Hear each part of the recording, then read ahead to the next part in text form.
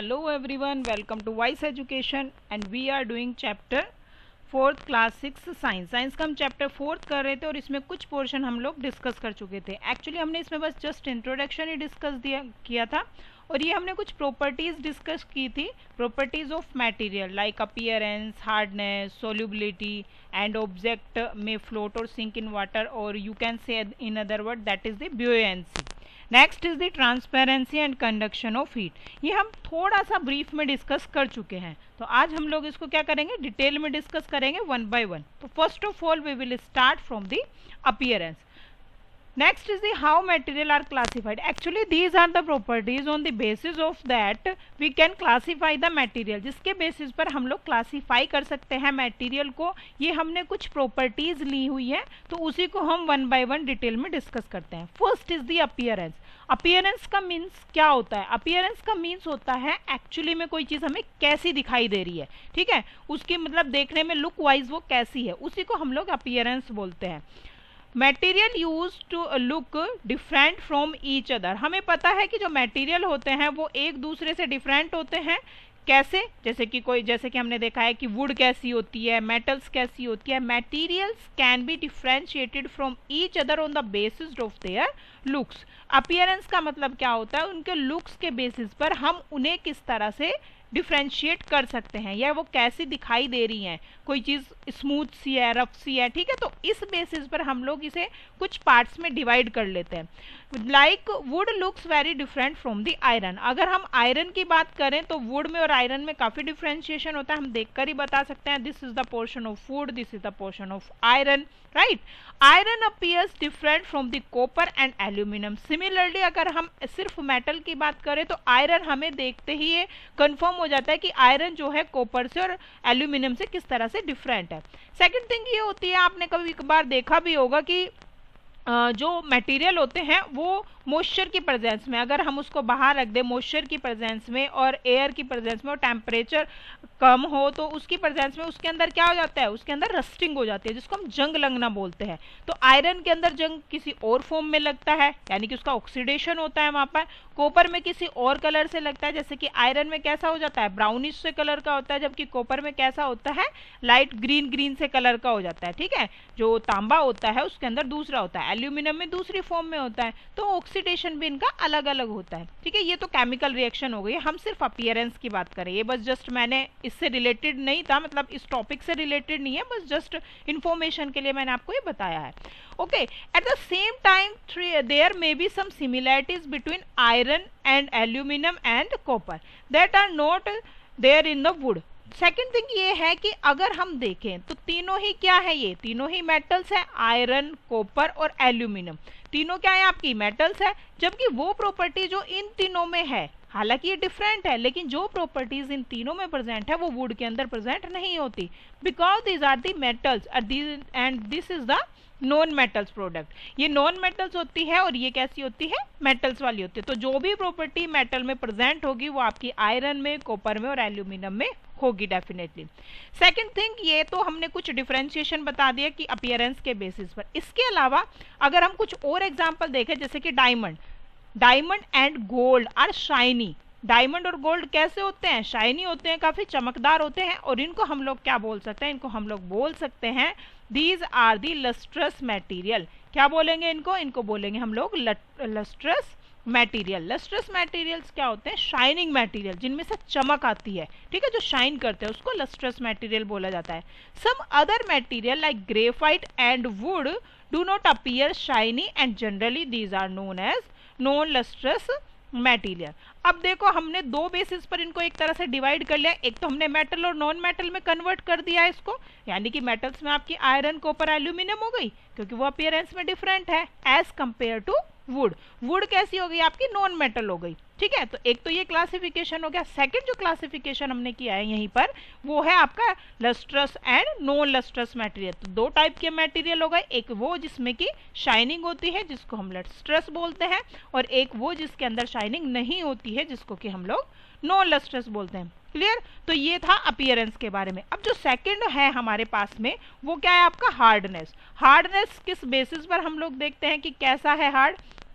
अगर हम किसी चीज को प्रेस करते हैं, हार्ड को मतलब एक टफनेस को हम कैसे देखते हैं कि किस तरह से ये चीज हार्ड है, टफ है, तो हम उसको टच करके देखते हैं, उसको थोड़ा सा कंप्रेस करके देखते हैं, उसको दबा करके देखते हैं कि ये हार्ड है या रियल में ये कंप्रेस हो जाता है। अगर वो कंप्रेस हो जाता है तो वो उतना हार्ड नहीं है, और जो कंप्रेस नहीं होता है वो मोर हार्ड है।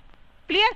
When you press different material with your hands, जब तुम प्रेस करते हो अपने किसी भी मटेरियल को अपने हैंड से, some of them may be hard to compress while other can be easily compressed. ठीक है, तो जो जितना ज्यादा कंप्रेस हो सकता है वो उतना ही ज्यादा क्या होगा, सॉफ्ट होगा, और जो कंप्रेस नहीं होगा वो उतना ही ज्यादा हार्ड होगा। Take a metal key and try to scratch with it. हमने क्या किया है, एक मेटल की ली है और हमने उसको क्या किया, स्क्रैच करना शुरू किया। The surface of a piece of wood, wood पर हमने उसको स्क्रैच किया।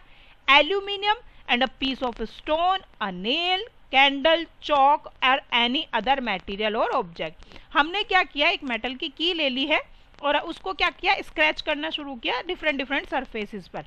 तो जब हम देखते हैं कि कुछ पर तो वो अच्छे से स्क्रैच हो जाती है, ठीक है, यानी कि उसको कंप्रेस कर देती है, और कुछ पर नहीं होती है। तो जिस पर वो कंप्रेस कर देती है या स्क्रैच हो जाती है वो कैसे मटेरियल होंगे, सॉफ्ट होंगे, और जिस पर नहीं कर पाती है वो कैसे होंगे, आपके हार्ड मटेरियल होंगे। अगेन हमने क्लासिफाई किया मटेरियल्स को on the basis of the hardness, कुछ हार्ड होते हैं, कुछ सॉफ्ट होते हैं।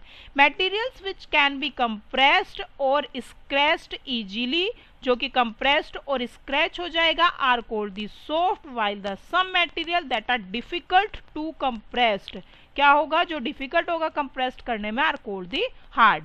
फॉर एग्जाम्पल कॉटन और sponge is soft while iron is hard. यहाँ पर एग्जाम्पल भी गिवन है, जैसे कि अगर हम देखें तो हम कंप्रेस करके जो कॉटन होती है उसको डिफरेंट फॉर्म में यूज कर सकते हैं, जैसे कि यहाँ पे पिलोज में हमने दिखा दिया है। स्पंज जो होते हैं वो इजीली कंप्रेस हो जाते हैं और हम इसलिए उसको वॉश करने के लिए भी यूज करते हैं, जैसे कि यहाँ पर कार को वॉश करते हुए दिखा रखा है, तो उसमें क्या होगा, हम लोग उसे वाटर में लेंगे जिसके अंदर की क्या होगी, सोप वगैरह प्रेजेंट होगी या फिर आपका डिटर्जेंट प्रेजेंट होगा, और वो अच्छे से उसको सोक कर लेगा और इजीली फिर वो उसको रब करने के बाद में साफ कर देगा क्लियरली। लेकिन अगर हम आयरन रोड की बात करें तो क्या हम उसे कंप्रेस कर पाएंगे? नो, हम उसको कंप्रेस नहीं कर सकते हैं। तो these are the hard material and these both are the soft material. Clear? Next जो है that is the solubility. Solubility क्या होती है? सोल्यूबिलिटी का मतलब है यहाँ पर कि कोई चीज कितनी सोल्यूबल है, कितने आराम से वो सोल्यूबल हो जाती है या फिर नहीं होती है। तो इन बेसिस पर हमने सब्सटेंसेस को डिवाइड किया हुआ है डिफरेंट पार्ट्स में, जैसे कि या फिर डिफरेंट टाइप्स में। First is the soluble material या सोल्यूबल सब्सटेंसेस, ऐसा सब्सटेंस या ऐसा मटेरियल जो इजीली सोल्यूबल हो जाएगा। Substance that can dissolve in water are called soluble substance और soluble material. For example salt and sugar. जब हम शुगर को डिसॉल्व करते हैं वाटर के अंदर तो क्या होता है, वो आराम से डिसॉल्व हो जाती है।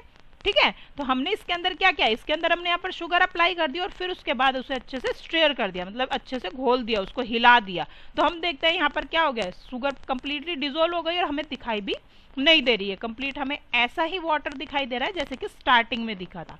नेक्स्ट जो है these are the insoluble substances. Insoluble substances क्या होते हैं? Insoluble substances are those which do not dissolve in water are called insoluble substances। जो नहीं डिसॉल्व होंगे उन्हें क्या बोलेंगे हम लोग? insoluble substances। For example chalk powder, ठीक है, या फिर आप लोग देख सकते हो कि आयरन के छोटे छोटे पार्टिकल्स हो गए या फिर सैंड पार्टिकल है, वो जब हम इसके अंदर डालेंगे एक टाइम के लिए, जब हम इसको अच्छे से डिसॉल्व करें स्पून की हेल्प से या फिर रोड की हेल्प से, जो ग्लास की रोड होती है उससे हम इसको डिसॉल्व कर सकते हैं इजीली, तो ये कैसा हो जाएगा, ये यहाँ पर हमारा कलर कैसा आ जाएगा, आपका व्हाइट कलर का आ जाएगा, राइट। जब यहाँ पर ये व्हाइट कलर का कंप्लीटली हमें यहाँ पर व्हाइट व्हाइट दिखाई देगा। लेकिन अगर हम थोड़ी देर उसको रख दें तो उसके बाद ये फिर से हमारी जो यहाँ पर है ये लेयर जो बनी हुई है ये चॉक पाउडर की है, तो ये कंप्लीटली डिसॉल्व नहीं हो पाती। So this is the insoluble substance. Clear? तो इस बेसिस पर हमने कुछ डिवाइड किया है। इसके अलावा कुछ और डिफरेंशिएशन हो सकता है, लाइक द मिसिबल। मिसिबल क्या होता है? मिसिबल लिक्विड वो होते हैं those liquid which mix well with water are said to be miscible, जो कि अच्छे से उसके अंदर डिसॉल्व हो जाएंगे, वो क्या होंगे आपके, वो होंगे मिसिबल सब्सटेंस। जैसे कि यहाँ पर विनेगर है, विनेगर क्या हो रहा है, उसके अंदर वाटर के अंदर डिसॉल्व हो गया इजीली, तो वाटर के अंदर डिसॉल्व होने की वजह से हम उसको क्या बोल सकते हैं, this is the miscible liquid, right. तो मिसिबल यानी अच्छे से मिक्सअप हो जाना, एक तरह से सोल्यूबिलिटी को शो करता है या सोल्यूबल है। इमिसिबल लिक्विड क्या होते हैं? Substances which do not mix well with water are called immiscible. ऐसे सब्सटेंसेस जो वाटर के साथ अच्छे से मिक्स नहीं होते हैं या उसके अंदर डिसॉल्व नहीं हो पाते हैं पूरी तरह से, उसको हम लोग बोलते हैं इमिसिबल। और ये आपने एग्जांपल देखा ही होगा, अगर हम ऑयल के अंदर वाटर के अंदर ऑयल को डालें तो वो पूरी तरह से डिसॉल्व नहीं होता। हाँ, अगर हम कुछ टाइम के लिए उसको क्या करें, अच्छे से ऐसे ऐसे हम उसको स्टेयर कर दें, अच्छे से पूरी तरह से घुमा दें, तो वो थोड़े से क्या होगा, छोटे छोटे पार्टिकल्स में टूट जाएगा। लेकिन कुछ टाइम के बाद अगेन उसकी एक लेयर यहाँ पर अपीयर हो जाती है ऊपर। कुछ टाइम के बाद क्या होगा, आपका ऑयल और वाटर सेपरेट लेयर बना लेगा। इसके अलावा सॉल्युबिलिटी ऑफ गैसेस, ये तो हमने लिक्विड और सॉलिड की बात की। इसके अलावा हम लोग गैसेस के बारे में भी देख लेते हैं। क्या गैसेस सोल्यूबल होती है? Solubility of gases water is very less, काफी कम होती है।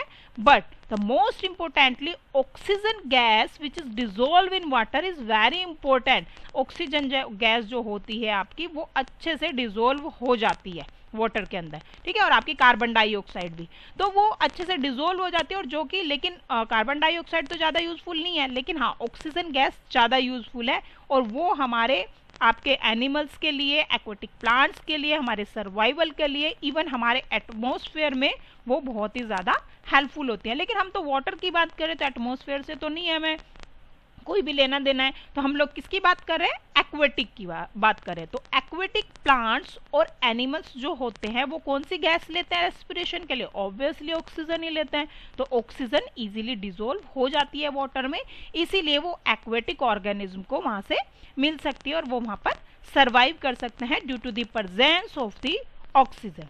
ठीक है, आज की वीडियो में इतना ही। नेक्स्ट जो टॉपिक रहते हैं हमारे, जो प्रॉपर्टीज रिमेनिंग है, आई थिंक 3 पोर्शन और रहते हैं, वो हम लोग नेक्स्ट वीडियो में डिस्कस करेंगे। Okay, take care and bye bye. और अगर आपको प्लीज़ अच्छा लग रहा है, मतलब एक्सप्लेनेशन अच्छी लग रही है, समझ आ रहा है, तो प्लीज़ मेरे चैनल को सब्सक्राइब कीजिए, लाइक एंड शेयर कीजिए। Okay, thank you so much, take care, bye.